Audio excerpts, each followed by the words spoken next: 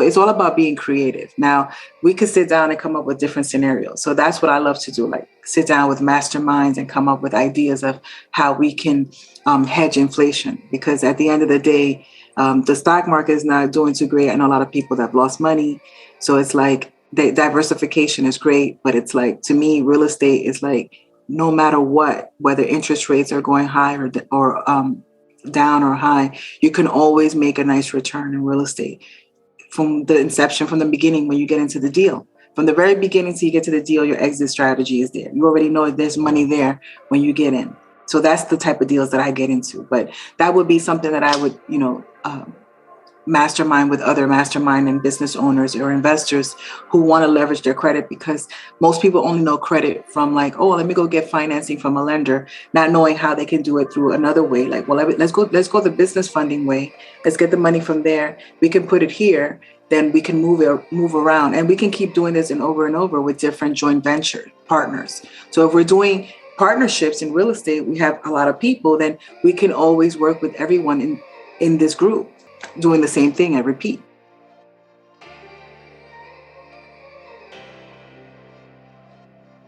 Welcome to the Share the Wealth Show, where minority professionals can learn to escape the racial wealth gap and catapult themselves into abundance.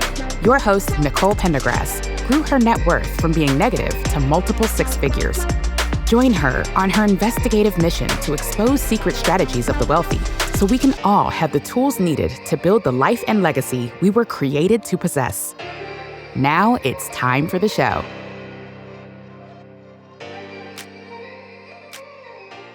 Hi, everyone. Welcome back to the Share the Wealth Show. My name is Nicole Pendergrass. I'm your host. And today we have the pleasure of speaking with Dalle Garcia. Dalle is a force to be reckoned with in the credit industry. She helps individuals build business credit and leverage those lines to purchase assets and to really build up your ability to participate in wealth building strategies. So debt is a very controversial subject, I will say, but she really outlines how to use it smartly. You can't just use debt with any strategy just for consumeristic items. But if you have a plan in place behind it, and if you partner with people and come together, you can really make some big moves in the industry or whatever it is that you're looking to do. Dalle actually had issues in the recession, and she went through the recession with her job and with losing almost everything that she had. And after that, she learned to separate her business credit from her personal. She created entities and learned how to build business credit. Now, helping other people succeed has always been something that has been deep in her spirit. And so she assists people with foreclosures, with collections, with bankruptcies, with judgments and repossessions. And now she wants them to be able to pursue happiness. And that was her drive. So business owners needed access to business funding to help guide them there and help guide them to getting that funding so they could take their business or their investing to the next level. And so whether you are for or against debt, this is an episode that you really need to listen to. Stay tuned because she digs into some big mindset and creative strategies. Hello, welcome everyone. Welcome back to another episode of the Share the Wealth Show. And today we have with us Dalle Garcia. Oh my goodness, this is my girl. She knows so much. You have to stay tuned, listen to the whole entire episode, get your pen and your paper. I already know it's going to be crazy. So, hey, Dalle, how are you doing? Thanks for joining us today. Hey, thanks for having me, Nicole. I really appreciate being here. Part of the Share the Wealth Show. I mean, this is big. This is huge. Like, we're opening up new avenues so people can understand information on finances and how they can leverage credit, how they can get into the real estate investment. This is so much fun. I really appreciate you having me here. Thank you. Yeah, no problem. And thank you for being willing to share the information that you have, went through blood, sweat, and tears to gather. And you're sharing that information with everyone so they don't have to go through those scars. So let us just get started, because I know a general overview. I feel like I'm going to ask you some more in-depth questions and really dig in so that people can understand, where you're coming from. So I gave a high-level overview of your bio, but in that, you have such a wealth of experience and knowledge. what do you think was the primary, maybe, I don't know, the most transformational piece of information or experience that you went through that just changed the way you either looked at money, the way you looked at finances, just kind of changed the trajectory of how you thought about money and what you were doing to build wealth for your future? And that's such a powerful question because, I born and raised in the Bronx, Bronx in the house. So Oh, born and raised in the Bronx from a Dominican family that immigrated into the United States. So I'm like firstborn American. So that's where it all started because again, a lot of the families that immigrate into the United States, they're looking to come here for opportunities that impact, that it's connected to the US dollar. So growing up as a child, I always heard that families that were in the Dominican Republic that wanted to immigrate into the US because of the opportunities, because of the dollar versus the peso, right? So that as a young age, I was always curious, why are people leaving? Like, why they want to come to this other country? And why is that so important? And what's the difference? Like, aren't people eating and living in those other countries? So then I started to having a big eye for that. So I growing up in the Bronx with my mom, she immigrated from the Dominican Republic. Her first language was Spanish. So, we spoke Spanish fluently in the house, living in an apartment building. I was always fascinated by the landlord coming to the apartment once a month, because back in the days, it wasn't like digitally like now, like you can get mailbox money or whatever. The landlord would knock on your door and my mom would open the door and she would have to give him the check. That's how I used to be. So I used to be fascinated by that. I used to play. So his name was Charles Wright. I'll never forget him because the check would be payable to Charles Wright. So I used to tell my mom, I want to be like Charles Wright. I want to be like Charles Wright. So she's like, oh, you will one day, right? So I didn't understand that. I'm like, this guy would come every month and get the check. So I'm like, so he would get the check in everybody's house. Like, wow, that's huge. That's like, that's how you make money.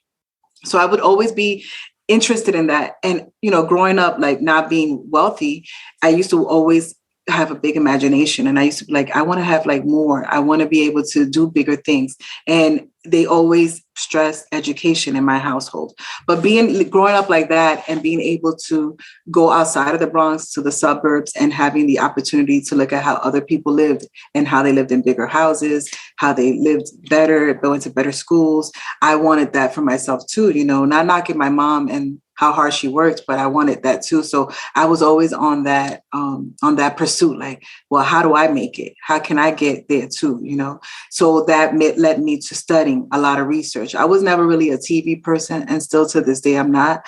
As you can see, like this is not like a fake background, it's a real books, So I read a lot. I've been reading a lot since very young. Like I had like Robert Kiyosaki books, Rich Dad, Poor Dad, and even like little real estate pamphlets since I was like 12 and 13 living in the Bronx. And I used to ask my mom to always get me them. And some fascination about structure and people living in them and how I can make money and how can I put that together without having anyone in my family to help me. So I felt like that was my calling. Like my spirit was like, you need to break that curse. Like at the time, I didn't know it was like a generational curse or leveling up with a financial acumen.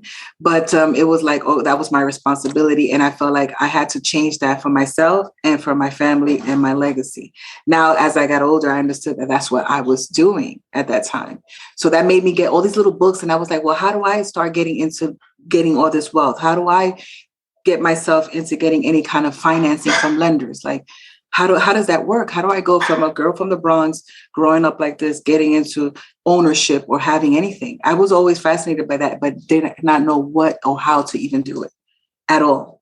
So that led me to reading a lot of these books. And I said, I have to own this. I started learning about credit early, like very early, like even before I even started working on anybody's credit. I was looking at my own, like FICO scores, trying to understand all of those things. And they started young. So I know it's like kind of crazy because people be like, well, in my 20s, but this is me, ambitious, the young Dolly, the little child Dolly inside of me that wanted to be successful. Always told my mom, I'm going to be a millionaire. I'm going to be a millionaire. I used to tell my mother that I'm going to be a millionaire. I know it, Oh and my that's God. how I started. At 12 and 13, that's insane. Because Yeah, so you just started as a little hustler, like trying to get it. That's crazy. And to know that you're going to be a millionaire, like I didn't at 12 or 13, I wasn't thinking about that. Like I was thinking, I think I told my mom I wanted to be the president of the United States, which I guess I could, but that's funny. Hate that, like I hate politics and like law. I didn't, I like to read, but having to read a whole bunch of like law books, that just seems like, oh God, so boring. So I definitely didn't know what I was talking about, but you knew and you just kept going with it. So okay, so that was a lot to unpack. So what I'm thinking is, I guess you discovered how important credit was, or you started reading about ownership, real estate, credit, and all those things kind of end up combining. And I'm not sure how aware or unaware you were of that at the time. But as you grow older, what was maybe your first experience with credit, either good or bad, when you're trying to utilize it, or with ownership when you're trying to get your real estate? Okay. Well, that's a great question because when I went to college, right? So again, when I was studying and I was like, okay, I know I'm going to be successful. And I felt like education was the only way. That's why I was honing in so hard, that energy that I was in these special classes, in these SP programs. And I skipped like the 8th grade. And I was getting a lot of attention from like this. I'm part of this organization called the I Have a Dream Foundation. And they're in New York. And they started by this man named Eugene Lang. And he would go to like the inner city schools in New York City. And they would sponsor certain schools like out of the blue. And I was like so blessed that in the 6th grade, I was one of those classes. So that's what gave me a lot of like insight to see how other people lived in a high level, because these guys were like millionaires and they were like in a sponsorship scenario where they were able to, invest in students. So that's what led me to these eye-opening experiences. Okay. So then reading these books and understanding these, my sponsors, which were the Robinson brothers. One was a lawyer. They lived in Westchester. They had beautiful homes and they owned businesses. And I was also like watching them like, well, I want to do that too. Like, how do I get put on? They owned real estate. So asking questions, reading my books. When I went to college, which they sponsored, that's why I mentioned that the I Have a Dream Foundation, they sponsored my whole college education. So it was a free ride for me.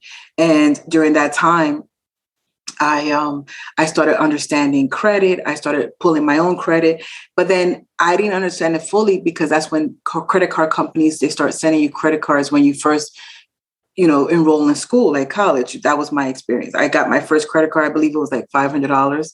I don't remember who it was, but all I know is that the interest rate was high and I was not paying attention to that at that time. I was just using the card. I wasn't understanding payments and, making sure you pay within a certain time. Dates that expired, all of those things, utilization, all those things came as I was, misusing my credit. So that was like a nightmare. Then I noticed that my credit score was in the 500s because I had used the credit too much and it wasn't used properly. And that led me to say, well, wait a minute, I got to change this. This was in school. I remember using the computer at school to pull my credit and to analyze this again, even though I was younger doing that, to actually apply this knowledge to my own credit. And I said, well, we got to change that. I got to do something and turn this around. So I started to do that. I started to apply credit to the right places, understanding when timing for payment. I started to see my credit go higher. So I started getting excited and I'm like, and telling other students, like, what's up with your credit? You guys need to, they were not even paying attention to me at the time. It wasn't important to them. Wait, how old were you at this time? You were in college when you were looking up your credit? Yeah, because when I went to college, I graduated high school in 94, right? Because I skipped the 8th grade, but I didn't go to college right away. I took a year off to work in New York. And then I went to college in 96. So around that time, 1996, it was the time that I went to college. And that's when I got my credit card and it was a nightmare. And then I started taking control of it because most of the times when you're not, like in the midst of that information, you're just using the credit. Oh, I got money. And you're not realizing how that impacts you in this country and how it can it can either make things better or worse. So. Yeah, definitely. I think I was in the same exact No, not absolutely the same opposite, the exact opposite situation. Like the only financial advice I ever got was don't open a credit card. I didn't know about credit. I didn't know why. I guess they were evil. Like, don't do it. They're trying to, swindle you, blah, blah, blah. And so I didn't for the first couple of years until I needed money and I got one of those things in the mail and I was like, okay, why not? And then I summarily completely ruined my credit. And it took me probably more than 10 years to really get it back to, where it's supposed to be. And it's just because we weren't thinking about it at that age. And so lack of knowledge. Lack of knowledge. And you know what? I was scared because I didn't know. And it's sad because, again, I was the firstborn American. So I was one of those kids that when the mail comes in English and it was a little too complicated, like my mom would be like, can you read this for me and tell me what that means? Like, what are they saying? So I was like the leader. Like I had to be the one to try everything trial and error because, of course, they didn't understand how it was operating here. So that's another reason why I felt responsible, because it's like they would come to me to read their stuff. So I'm like, geez, I'm going to have to be the liaison, the person, the leader to change things here, because we got to do better, But you're right. I was scared. I didn't have anybody telling me, hey, Dalle, this is what you need to do. And this is why I teach my son, because of the lack that I didn't have, kind of like what you experienced. We didn't know what to do. So it's like, I don't want him to be like that. I want him to be ahead. So from very young, I've been teaching from 7. He's been learning about credit and FICO and all that from very young. So it's not like a foreign thing to him as an adult. Okay. So what I really want to know, I want to know some juicy stuff. Like, I want to know, what is the most creative strategy you've used with credit to get assets or to increase your wealth? In what kind of way? Like, how have you played around with credit, yours or personal or business? How did you build that up? And like, what was the most creative high level strategy that got you like any kind of asset or ownership in something? Okay, so as you know, and that's awesome, because that's exactly the powerful nature of credit, how to leverage it, how to be creative with it. Creativity applies to a lot of things.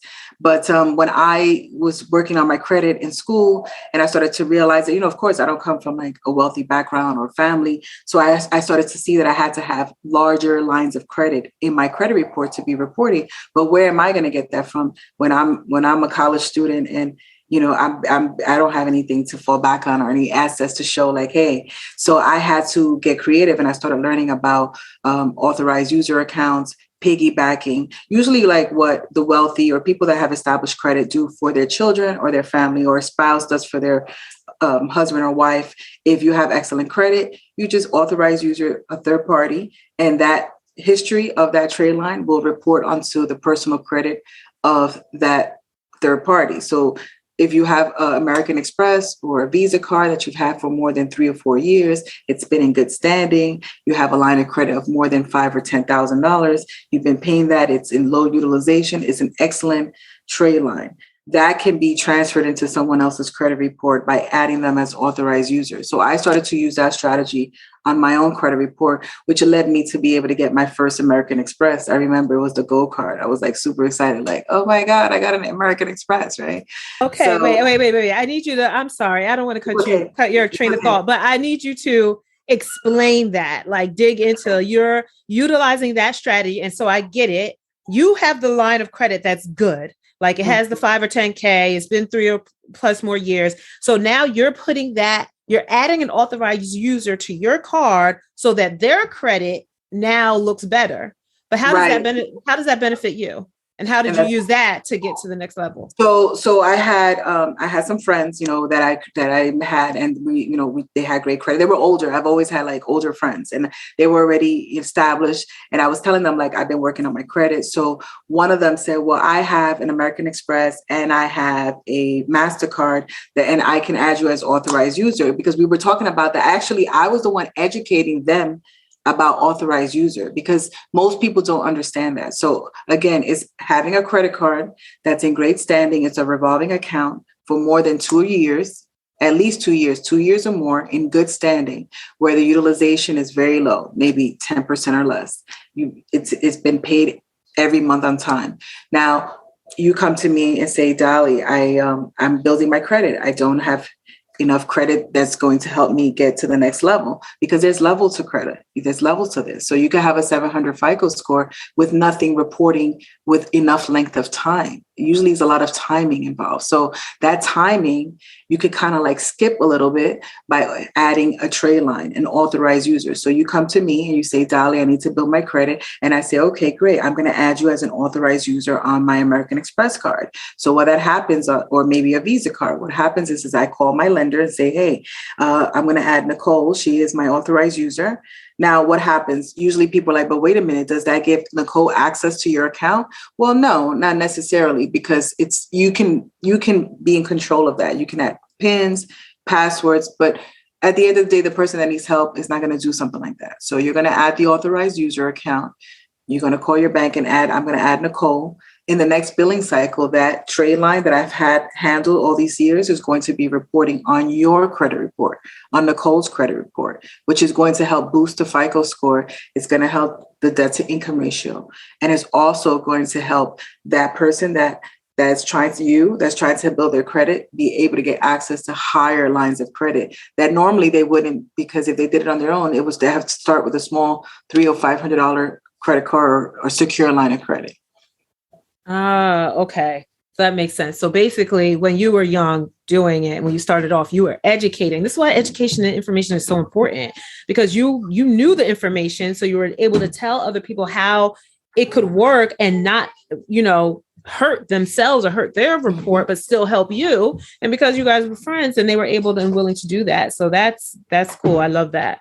Yes, they helped me. She helped me a great deal. And then there was another person that I had. So I kept adding these Alliance accounts from friends, because people also don't have access to friends that are going to do that or that have the credit to do that. So you can buy these trade lines. So it is a business, like people sell trade lines, some people, frown upon it, but it's not, there's nothing wrong with it as long as two people agree that that's what they want to do. So that helped me be able to boost my credit score faster, get access to higher lines of credit faster, as opposed to establishing a secure line of credit at a slow pace.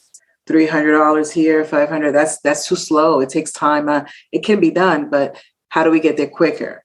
Through the trade line authorized user. Okay. And then how did you leverage the good credit? Because you spent all this time, all these years searching and doing, making sure your credit was on point and educating yourself. So now what was the next step once you got the credit to a certain level? How did you leverage that into everything happened it's like God has, man has a plan, like the Bible says, but then God has his plan. Even though I've this from young, I've been in these real estate books. I've been interested in creating, getting assets. And then I know about credit because then I know how to leverage it. Now, I'm a college student coming out. I graduated. Now I'm looking for a position. So my first job out of school was at a real estate law firm in White Plains. And we did everything there, mostly residentials. We did wills, trusts, and estates. So that's where I learned a lot about, how to invest, right? So I was the legal assistant because at the time I was thinking about pursuing law school. So I have excellent credit. I'm pursuing law school, but I want to work after, I graduated from university at Albany. I was like, well, maybe let me take a break. And I started working at this firm, this is where I learned everything. This is where I was able to start investing, because I started to get the deal from the attorney, which I was his right-hand person, from the inception of, the offer memorandum. From the offer memorandum, it would come into our office, and he was dealing with big real estate companies like Douglas Elliman, Coldwell Banker, and even the Cochrans. We were dealing with big time real estate in New York, Westchester County, New York City. So it would come into our desk, and I was the person to handle that, take it from the beginning all the way to the closing, from reviewing title, making sure title was clear, making sure conditions were satisfied on the mortgage, if there was financing included, all these things and all these scenarios. So I'm over here in this and I'm like, well, how do I get in this? I'm in it, but how do I get in this, right? So I started networking with the right people and leveraging my credit because I had access to mortgage brokers. I ended up getting in the mortgage business at this time. So now I'm understanding financing and how I can help myself with my own investment properties from the knowledge that I've gathered from over the years and being at the law firm. So I was able to understand the legality of closing in New York due to the experience I had at that law firm. So I started buying my own deals. I started doing 100% financing, 6% seller's concession,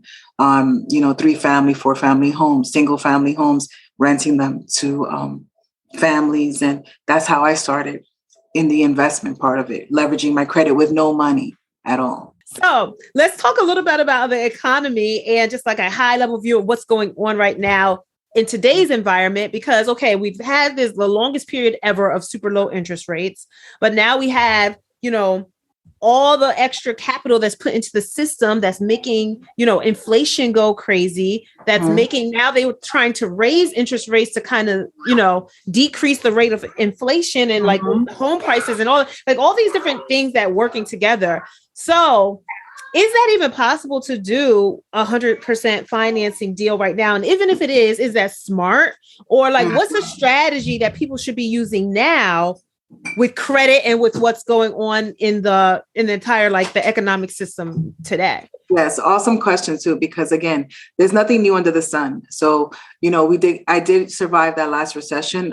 Barely. It was horrible, but I learned a lot from that because it's pretty much where we are now. It's kind of similar with the interest rates going up.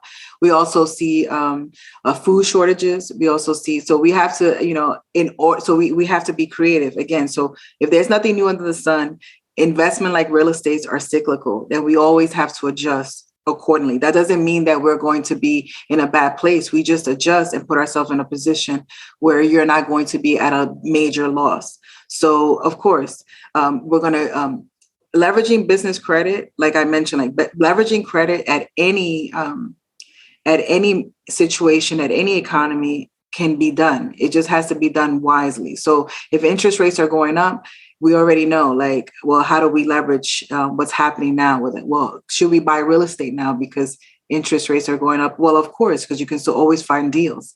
But I say coming together as a group of people is always best to get into these type of investments now to hedge inflation. Like if you have great credit and you have 2 or 3 other people that you guys work together or your friends, it doesn't have to be only like people that you do business with. But if you guys can hang together, then you guys can invest together and put yourself in a better position. So I tell people, listen, if I have excellent credit and Nicole has excellent credit and we create an LLC, we can get up to $150,000 of unsecured funding in our entities, right? With strong credit, right? So that's $200,000 already that we can create. And that's on a small level because you could get 150, 200, but let's say 100,000 just for easy math.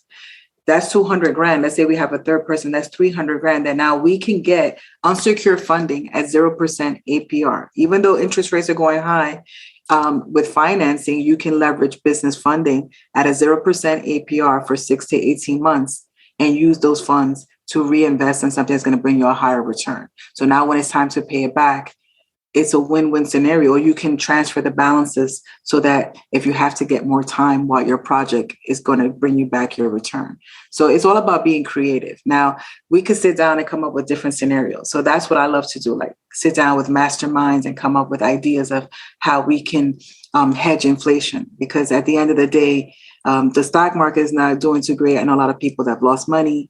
So it's like the diversification is great, but it's like, to me, real estate is like, no matter what, whether interest rates are going high or down or high, you can always make a nice return in real estate from the inception, from the beginning, when you get into the deal. From the very beginning till you get to the deal, your exit strategy is there. You already know there's money there when you get in. So that's the type of deals that I get into. But that would be something that I would, mastermind with other mastermind and business owners or investors who want to leverage their credit, because most people only know credit from like, oh, let me go get financing from a lender, not knowing how they can do it through another way. Like, well, let's go the business funding way. Let's get the money from there. We can put it here. Then we can move around, and we can keep doing this and over with different joint venture partners. So if we're doing partnerships in real estate, we have a lot of people, then we can always work with everyone in this group doing the same thing and repeat.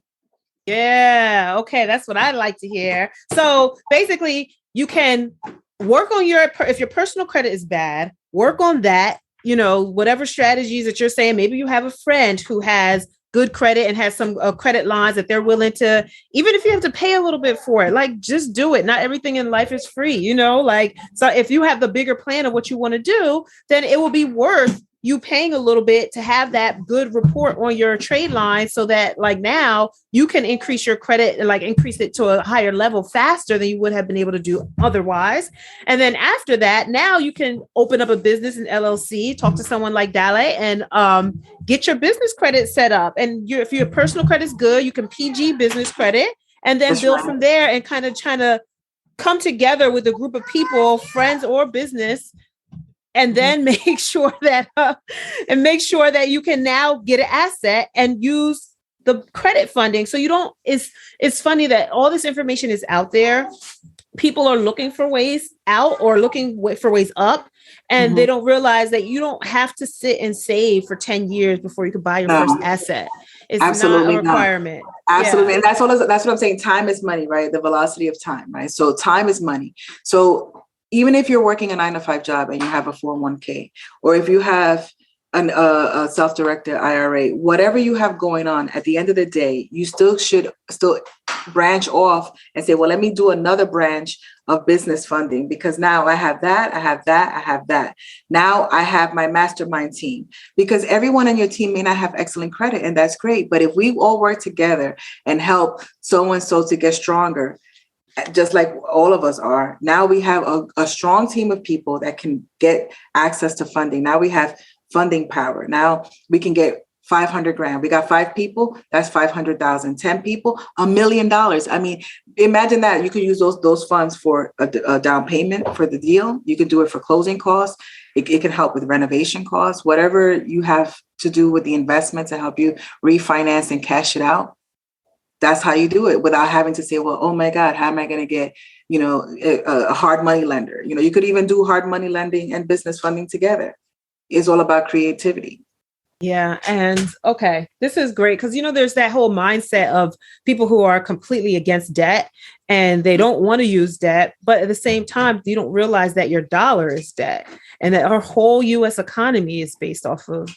Exactly. So why not leverage it wisely? Like if you're using it to buy assets that appreciate and cash flow, you know what I mean? It's just different than just consumer debt because you put something on your credit card because you want to buy some clothes. If you're no liabilities. Exactly. All these leveraging for assets, because that's the key. It's not to go ahead and go into a deeper debt. The debt is to be used, wisely. Okay, well, let's get together. We're going to get debt. Debt is going to be whether you're getting more financing for a 200 units, that's debt also. Everything's going to be debt, but the debt is learning how to use the debt, wisely to be able to reinvest it in a way that's going to bring you a higher return in a time frame where it's going to be able to cover the debt in itself to service that debt, because servicing that debt, and it doesn't have to kill you. It's not like, okay, I got to pay this the hard money lender gives you X amount of time, right? With business funding, it's not like that.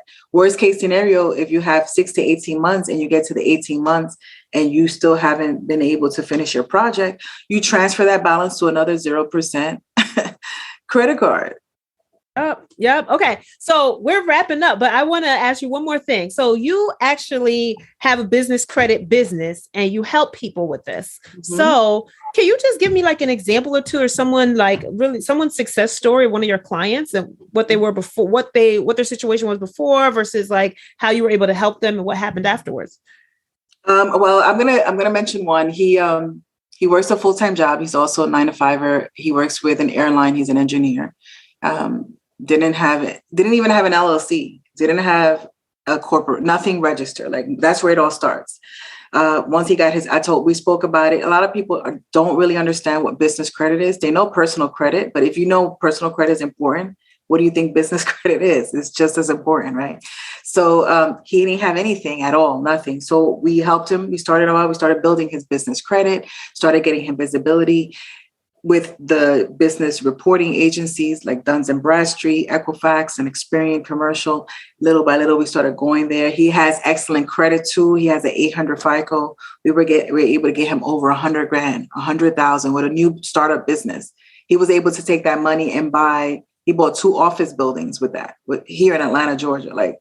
And he's renting them out and fixing them up to turn them into like spaces for other business owners and virtual office spaces, which I also gave him that idea because I said, well, why not people need virtual office spaces, even though their actual office is not physically there, so that they can help build business credit. Is one of the criteria for business building, for effective business credit building. So he said that's a great idea. So it's all about creativity. Now he owns real estate. He has an entity. He's helping other people. He's still learning, but it's like, I appreciate people that want to grow, and even if they don't know, they're just going to leap. Okay, I'm going to try it. That's the key. Go for it. Stop overthinking it. Wait, don't go yet. Have you been looking for a way to get started in real estate investing, but you just don't know how? You need the LAUNCHPAD. It's brought to you by my company, Norvest Holdings. And the LAUNCHPAD is a free guide with a ton of resources I've compiled to help you invest into your first real estate syndication. It includes terminology, book resources, video explanations, all the information that you need. Don't know what a syndication is? I got you covered. How to find a good operator, how to even tell if a deal is good or not without having to know how to underwrite it all. It's all in there.